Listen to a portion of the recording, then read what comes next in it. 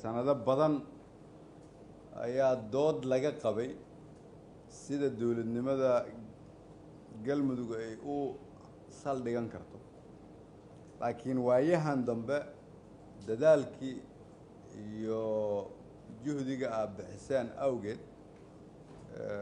runtii galmudug waxay lahayd ama leedahay weli ififaalo aada u qurux badan oo aan aaminsanahay haddii laga sii shaqeeyo lasii anba qaado inay meel dheer gaari karto dadaal dheer kadib waxaa muuqatay in shaqadii galmudug aan ka qabanay ay aasaas u noqotay ma ahan keliya galmudug wanaaggeeda laakiin mustaqbalka dawladnimada soomaaliya dad badan oo soomaaliyeed oo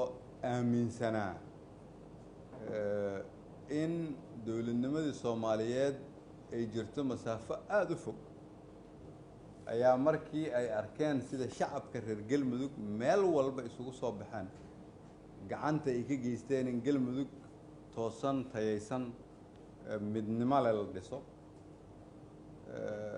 waxaa soo ifbaxday in soomaalidu ay dawladnimada soo jeclaan tusaalaha reer galmudug ay bixiyeen awgeed idinka haddaad tihiin xildhibaanada reer galmudug marka dad badan oo soomaaliyeed ayaa aaminsan in haddii galmudug ay noqoto dawlad goboleed dhisan maamul saxa hufan uu ka dhasho in soomaaliya inteeda kale ay hagaagayso si kale macnaheedu waxay tahay dad badan oo soomaaliyeed ayaa aaminsan furihii dawladnimada soomaaliyeed idinka gacantiina inuu ku jiro waana aaminsanahay meesha hadda aad joogtiin haddaa idinkoo isku duuban oo midaysan aad ka wada shaqaysaan iska ilaalisaan tafaraaruq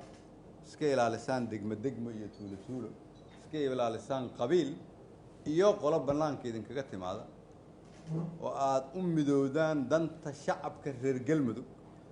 hagaajinta danta shacabka reer galmudug ayaa waxay xoog ku yeelanaysaa shacabka soomaaliyeed meel walbay joogaan wanaagooda iyo hagaagooda deegaankaas wuxuu aasaas u yahay horumarka iyo midnimada iyo dawladnimada soomaaliyeed marka horta waxaan aada u jeclaan lahaa marka koowaad idinku inaad dhexdiina ka midaysan tihiin waadan kala qoqobnaynina dawladnimada ama tan federaalka ha ahaato ama dawlad goboleed ha ahaato aasaas waxaa u ah baarlamaanku waa aabbaha iyo hooyada dawladnimada waa meesha sharciga laga dejinayo waa meesha sharciga laga ilaalinayo waa meeshii loo noqonayay marka dawladnimada shaki soo galo baarlamaanku hadduu hagaagsan yahay dawladnimada inteeda kale waxay u badan tahay inay hagaagi karto sidaas daraaddeedaa la rabaa in mas-uuliyaddaas idinku aada leedihiin inaad ku tillaabsataan aniga galmudug waxay ii leedahay ahmiyad gaara waayo dhib badan aan ka soo wada marnay aniga idinku meeshii dhibkaas aan ka soo marnay oo ummadda soomaaliyeed hamigooda dawladnimo soo celisay ma rabno inay gadaal u laabato marna manayna ummadda soomaaliyeed mar kale qalbigooda xanuunsado sababtoo ah farxadday u qaadeen horumarka reer galmudug ay sameeyeen oo burburay awgeed ahmiyaddaas ay anigii idinkaba noo leedahay daraaddeed ayaan codsanayaa horta inta hadda noo hagaagsan inaanay gadaal u noqon inta noo dhiman oo shaqadii aan gacanta ku hayay inta aanan shaqada ka tegin oo ahayd in deegaanada la haysto la xoreeyo deked reer galmudug ay ku munaafacadsadaanna la dhammaystiro dib u dhisna lagu sameeyo dhaqaalana ay heshay galmudug waa shaqo aan isleeyahay waa la sii wadi karaa laakiin waa in marka hore laga shaqeeyaa meesha hadda ay joogtay in aanay gadaal uga noqon si meeshaas markaan ugu nimaadno aan uga sii wadi karno hamigii aan ka lahaynna aan hore usii dhigi karno idinka caawa marka waxaa idinkugu yeeray dalku waxa uu galay xilli doorasho waddan walba oo dowladnimadiisu aanay weli xoog lahayn mar walbo doorasho la soo gaaro waxaa ku dhaca duufaan siyaasadeed sida loo maareeyo ayay ku xirnaan doontaa in maamulkeennu uu ka soo haro duufaantaas iyo inuu duufaanta la duulo maadaama aad tihiin xildhibaanadii reer galmudug mas-uuliyaddiina koowaad waa galmudug mas-uuliyaddiina koowaad ma ahan dowladda federaalka ma aha musharax gaar ah ma aha magaalo madaxda dalka mas-uuliyaddiina koowaad waa galmudug midaysan degan xasiloon u adeegaysa shacabkeeda sidaas daraaddeed waa inaad indhaha doorashada aad ku fiirinaysaan mar walba ay ahaato inaanay wax qalalaasaa ka dhalin maamul goboleedkaas hadda hana qaaday oose weli socod baradka oo u baahan in la xanaaneeyo u baahan in la ilaaliyo waddanku wuxuu ku jiraa xaalad adag oo loo baahan yahay in kulligeen aan isugu nimaadno oo la samato bixiyo waa aragtaan waxa hiiraan ka jira waa aragtaan xaaladda geda ka taagan waa aragtaan xamar waxa ka socda waxaa la rabaa in laga badbaadiyo galmudug waxaana looga badbaadin karaa dadka reer galmudug oo mas-uuliyiinta ah oo idinku ugu horeysaan inaad qaadataan mas-uuliyaddaas in galmudug dib loo soo dhiso waa adag tahay inay adag tahana anigaa og meeshaan soo maray wiilasha iyo gabdhaha weli dhulkooda cadowgu haysto rajadooda waxay ku xihan tahay idinku sidaa u dhaqantaan rajadooda waxay ku xihan tahay idinku galmudug sidaa u ilaalisaan dadka soomaaliyeed oo reer galmudug ah oo aaminsan waa markii hadda la soo gaaray in horumar la helayo mustaqbalkooda waxay ku xihan yahay idinku sidaa u dhaqantaan arrimaha doorashooyinka ee xasaasiga ah ee dalka ka socda waxaa la rabaa reer galmudug haddaad tihiin in ahmiyaddiina koowaad ay ahaato waa inay galmudug ka dhacdaa doorasho aan dhibaato galmudug u keenin hadday ka dhacdo doorasho xumbaarsan kala qaybsanaan iyo tafaraaro ka soo hari maysaan waana gebteen mas-uuliyaddiina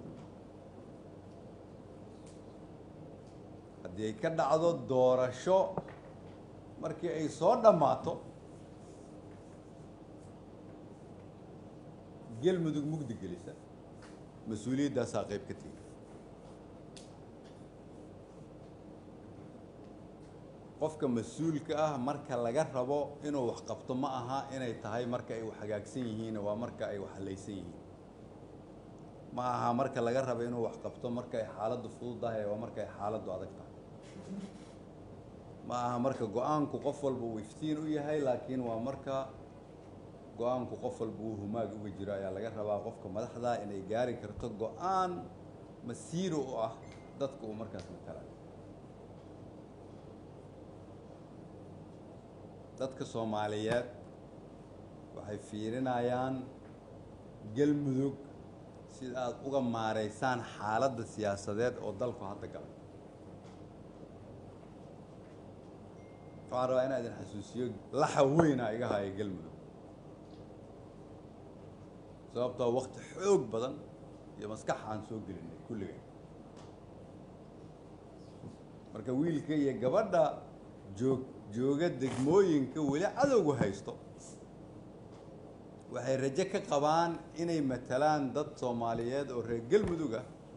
oo ayaga u maqan inay xoreeyaan si ay u helaan nolosha idinku aada haysataan mid lamid ama dadka kale oo degan degmooyinka xorta marka waxaan idinkula talinayaa anigoo aaminsan inaad iga aqoon badan tihiin fahamsantihiinna waxaan idinkula talinayaa inaad foojignaataan oo u foojignaataan midnimada iyo wadajirka dowladda iyo shacabka reer galmudug inaadan aqbalinina in nidaam doorasho oo laysku khilaafsan yahay meeshaas laga hirgeliyo inaadan aqbalinina inaad qayb ka noqotaan khalalaasa yimaado qof walboo idinka mida taariikhduu qayb ka noqon doonaa taariikhdaasna waxay ahaan doontaa wuxuu xildhibaan ahaa markii galmudug ay hore u kacday ama markay gadaal u dhacday fariintaydu marka waxay tahay waxaan rabnaa dalka inay doorasho ka dhacdo haddaan reer galmudug nahayna waxaan rabnaa inaanay eelo nagu reebin waxaan rabnaa doorashadaasi inaanay gadaal nooga dhigin horumarkii aan hiigsanayna ama ku tallaabsanayna waxaan rabnaa markii doorashadu dhammaato in reer galmudug ay kasii shaqaysan karaan shuruucdoodii dowlad dhiskoodii xaraynta degmooyinka iyo maamul wanaag oo aanay xallin khilaaf cusub ka shaqayn sababtoo ah waa ka soo gudubna intiisa badan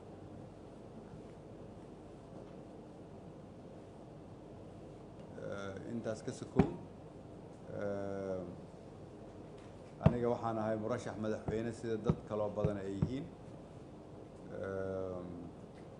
waxaana u raadinayaa kursiga madaxweynenimada inaan dadka iyo dalka soomaaliyeed wax ugu qabto ee inaan ku fariisto u raadin maayo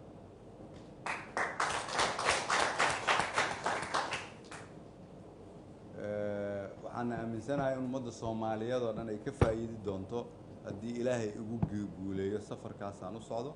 waxaana aaminsanahay inay galmudug ku saldhigan doonto